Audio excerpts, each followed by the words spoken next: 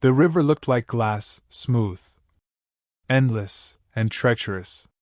Dawn had not yet come, but the horizon glowed faintly, a bruised blue under a dying sky.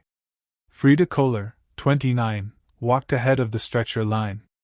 Her breath came in clouds, white ghosts dissolving into the wind. Behind her, 5 soldiers stumbled on the ice, bundled in torn coats, faces gray with frost. One hummed a tune without sound, another clutched his stomach, blood freezing dark on his uniform. Frida's gloved hands shook as she held the lantern high, the dim light barely cutting through the storm. The snow muffled everything, the groans, the boots, the far-off thunder of artillery. She could still hear her father's voice in that silence, from before the war. "Courage is not pride, Frida. It's what you do when you have nothing left."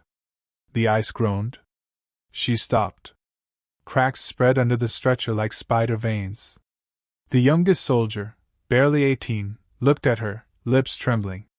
She forced a smile she didn't feel. Then the ice gave way. It happened in a heartbeat, one man vanishing into the black water, another hanging by her arm, screaming. Frida pulled with everything she had, feeling the tendons burn in her shoulder, the rope cutting into her palms. One lived. One didn't. For a moment she stood over the hole, hearing only the river swallowing its dead.